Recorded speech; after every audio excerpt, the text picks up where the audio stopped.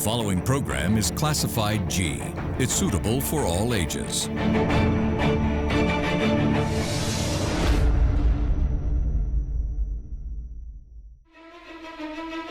Tonight, a suffering of 30 years in a civil war ended in 2009, and this milestone paved Sri Lanka to grow economically, politically and socially that was held back during the time of war. However, the international reputation is still at cost due to the accusations received for human rights violation from the so-called developed countries. How can we as a nation face these accusations, and how can we navigate through the demands of the international community? Good evening, I'm Suzanne Shanali. Tonight, Derana and the Morning Investigates.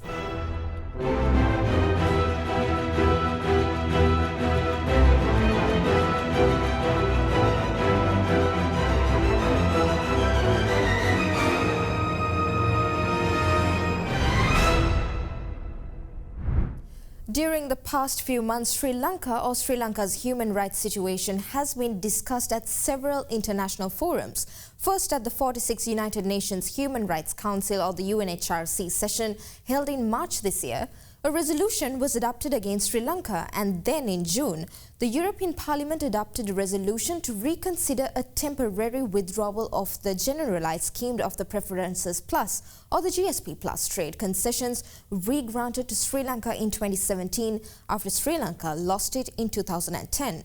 The concerns raised at the 48th UNHRC session held recently are also extremely worrying. However, the government, as it has done in the past, has defended Sri Lanka's position and activities aimed at establishing reconciliation and rejected any external interventions.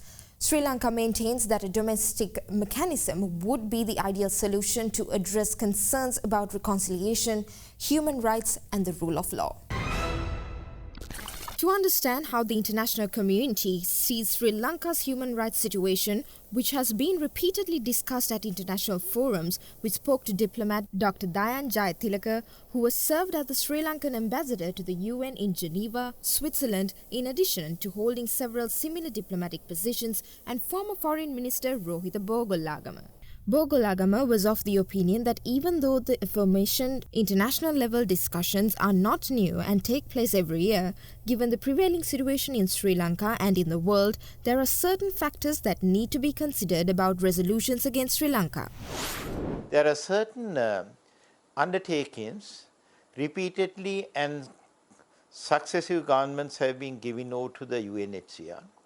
At the same time, we have moved out of the UNHCR what you term as a joint resolution that we ourselves were responsible to sponsor in the year 2015, and now we have to look at the aftermath of it. When we moved out of a resolution, what falls out of it? So I think the current government, the administration has to be mindful to be, I would say, have a very firm conviction in order to develop an agenda that can address the concern that had been repeatedly expressed by the International Council, which is the UNHCR, on human rights, as done not only to Sri Lanka, to many other countries as well. There are certain lapses in the other countries that are now asking questions from us. There are certain issues they themselves are confronted with, as seen in the last debates in the House of Commons in the United Kingdom Parliament.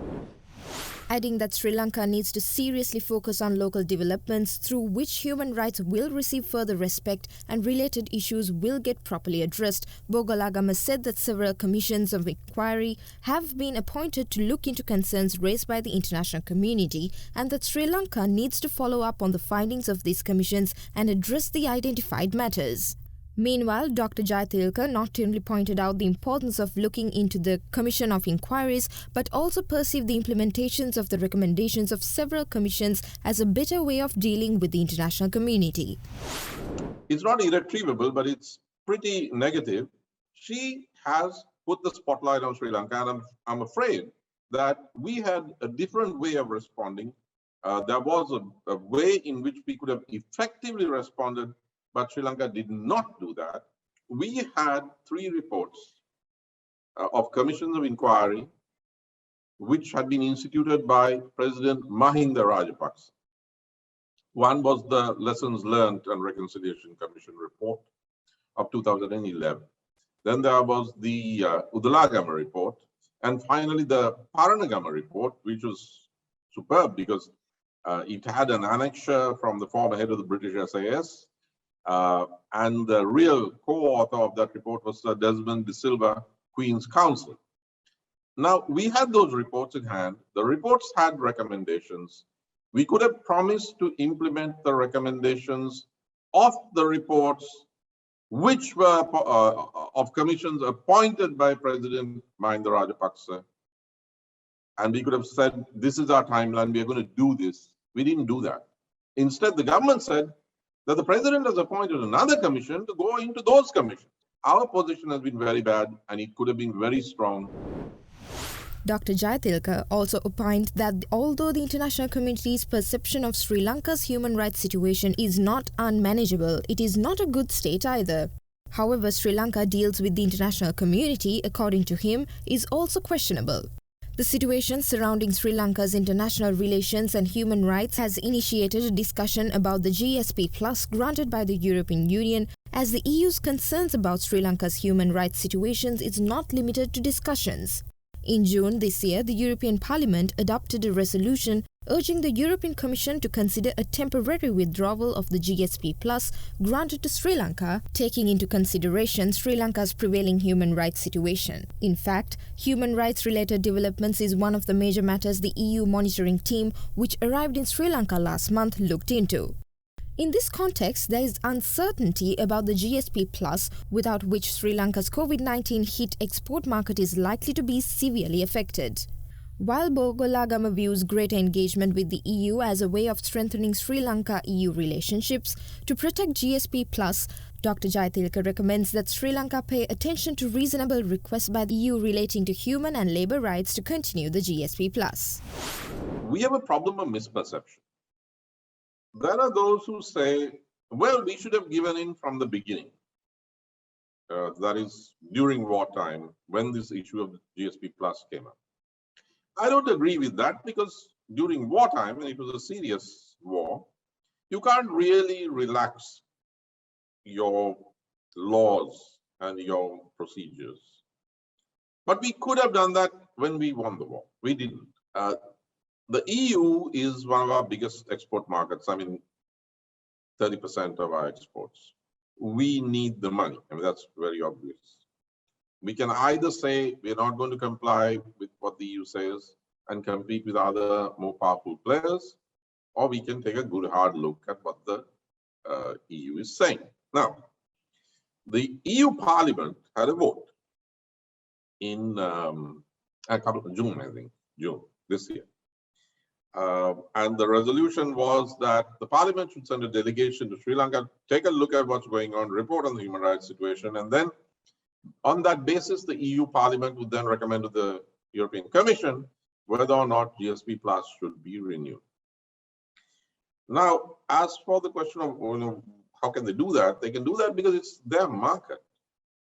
And they have given a concession to some countries on the basis of the excellence of their labor laws, their human rights laws, and so on. I mean, if you meet those stipulations, you get preferential access to the EU market. And that is so because, whether you like it or not, the consumers, who are the citizens of Europe, do care about human rights.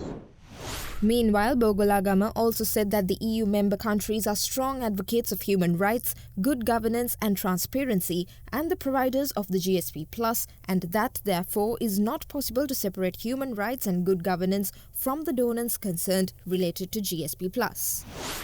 But the way forward lies in greater engagement, greater explanation, and also the way we are looking at overall retaining the democratic framework of Sri Lanka along with the human rights record to be improved. Main criticism received this time by the international parties are about the Prevention of Terrorism Act in Sri Lanka.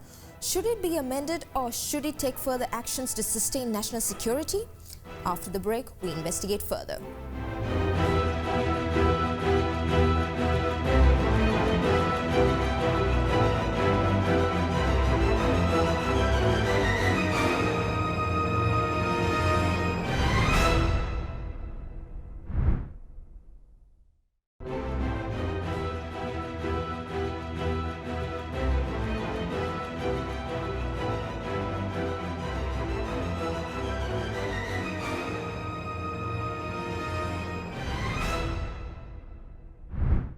Welcome back.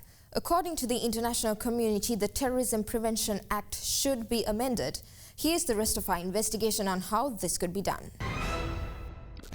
We also discussed the PTA, Sri Lanka's main anti-terrorism law, which was originally promulgated as a temporary law but has continued despite criticism due to its implementation.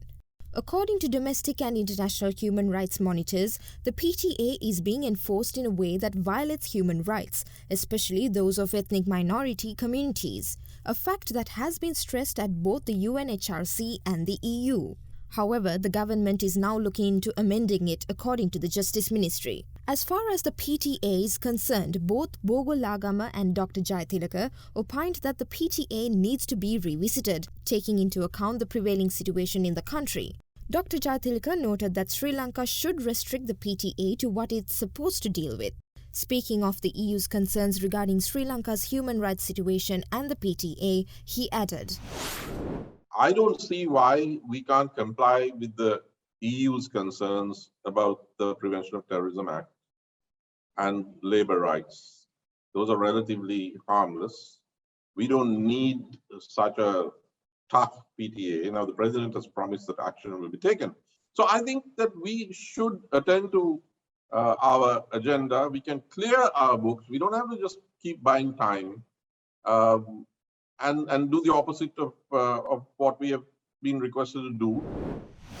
Speaking of the PTA and Sri Lanka's international relations, Bogo Lagama said, Now, in particular, the Terrorism Prevention Act that has been discussed, PTA, there are certain clauses, sections, articles that governs maybe certain areas of detention, which needs to be looked at and looked at in the larger context of national security of this country, without leaving room for allegations to be levelled on any abuse by the state of the provisions of this act. We had brought it at the time, we had draconian situation coming from the LTT to deal with that situation. If the conditions in the environment has improved, it's time for us to have a fresh look at it. However, reconsidering the provisions of the PTA, according to Bogo Lagama, must take place giving priority to the national security of the country. He opined that abolishing this law is not the solution, but rather rectifying the shortcomings it includes. Meanwhile, former Human Rights Commission of Sri Lanka member Dr. Pratibha Mahanamaheva said that in a context where the international community has raised grave concern regarding the enforcement of the PTA, amending the PTA is a necessary and timely matter. What both institutions were asking, amendments to the Prevention of Terrorism Act. Now, when you take a holistic approach, 1979 Prevention of Terrorism Act is an old one. So therefore amendments are needed. It is very, very indeed timely requirement. That is one. And the other things, detention and arrest also, they are questioning. The other one is basically coming with the questioning of journalists in the recent past. Now PTA, one of the main criticism where European Union Parliament as well as the UNHRC say, they arrest individuals selectively. What do you mean by individuals selectively? They raise that problem basically in the Easter bomb attack. They have selected and arrested. So therefore, there must be a transparent system for the investigation. He also noted that certain LTTE suspects not being treated equally and some inmates being in prisons for a longer period of time with no proper legal action are also reasons why PTA amendments are demanded. Adding that such amendments would result in good developments, Dr. Mahanamaheva said. But I want to mention another thing, where Switzerland passed their Prevention of Terrorism Act or the National Security Bill. Just see that. Even our one is better at the moment. Why I am saying that? In that law, without any charge or without any suspicion, you can arrest them and punish. So Sri Lanka is better than that. I don't know why European Union Parliament and UNHRC is not comparatively doing analysis and asking this. With regard to Sri Lanka's foreign policy, Bogolagama said that Sri Lanka's engagement with other countries needs to be strengthened with improved communication, while Dr. Jayathilaka was of the opinion that Sri Lanka needs to look into ways to regain the international support Sri Lanka has lost during the past decade. They both emphasized the responsibility of the government. I think obviously we have to improve on it. Reason being that our foreign policy is rather clear. We are a non-aligned, neutral country, which the world has come to respect us on a throughout basis. President Gotabaya Rajapaksa has made it very clear, very open, how best he is looking at engaging with the countries at large. But in terms of practical terms, I think our missions across, as much as the foreign ministry will have to play their role, at the same time we have to be open with the world at large, and we have to recognize the influence of the Western world, coming from the US to Great Britain, to France, to Germany, to Italy, the European Union, and to Japan. They are major players in the world, and the countries who have got associated with major players have definitely come up well in terms of their economic agenda. We being a democracy, they being democracies, I think we have enough and more common ground to come together. However, according to Dr. Jayathilaka, the situation concerning Sri Lanka's foreign policy is not in a satisfactory state, and the declining international support to Sri Lanka reflects it. Sri Lanka's foreign policy is in serious trouble, and human rights is only one of those reasons. If we talk briefly about human rights, the question to ask is why Sri Lanka, which won a near two-thirds majority in the same UN Human Rights Council in May 2009, started losing from 2012. It lost in 2012, 2013, 2014, and then again this year, 2021 March. And in 2015, just surrendered under Prime Minister Vikram Singh. Adding that Sri Lanka has a problem of lack of balance and taking extreme positions of alignments with one camp or another, which is not the way that Sri Lanka has been. Dr. Jayathilaka also spoke of Sri Lanka's neutrality and expressed concerns similar to those expressed by Bogolagama regarding engagement with other countries. International intervention is one of the topics that keeps popping up in the discussion on Sri Lanka's relations with the international community, and on multiple occasions Sri Lanka has rejected any such interventions. Last month, during the 48th UNHRC session, Foreign Affairs Minister Professor G.L. Piri stated that Sri Lanka rejects proposals for any external initiatives established by Resolution 46/1 and added that domestic processes are vigorously addressing the relevant matters. According to Bogolagama, even though international interventions could be a matter that requires attention, what Sri Lanka has to worry about may not be a direct intervention but a possible interference. He noted that there is already a greater focus on Sri Lanka's situation and that a special unit has been created in Geneva to look into it, adding that they are getting reports on a regular basis from their mission in Sri Lanka as much as from other associated diplomatic missions working with the EU and the UNHRC. Bogolagama said that the feedback they receive will be a matter that they will be assessing in terms of both pros and cons of development. In this context, he added, Sri Lanka has to be careful and take meaningful steps and ensure that whatever steps taken in Sri Lanka gets conveyed properly across the world. And for that purpose, according to him, Sri Lanka needs well-planned communication strategies and should ensure greater transparency in terms of country's relationship with the foreign agencies concerned. Speaking on how Sri Lanka must deal with the human rights-related concerns raised by the international community, Dr. Mahanama Heva said, You have to be very proactive in these things, and to develop, we need a national human rights action plan. So domestic mechanism, we are not believing a hybrid system of court, but we can get the support from Commonwealth Human Rights Division in Marlborough House, London. They are really capable of supporting us for the investigation as well as in the human rights cases. So we can get the training. We have capable judges. As the experts who spoke to us noted, while the status quo is intricate and sensitive, the situation has not worsened to an unmanageable state, and Sri Lanka still has the opportunity to answer and take action regarding the allegations levelled against it. How Sri Lanka deals with the international community will determine many aspects that affect the entire country, especially the country's precariously placed economy and credibility, which requires support from the international community. How will the government navigate this diplomatic minefield? Thank you for taking the time to join us on Investigates. Investigates will return next week with another matter that affects you and me. Till then, see you soon.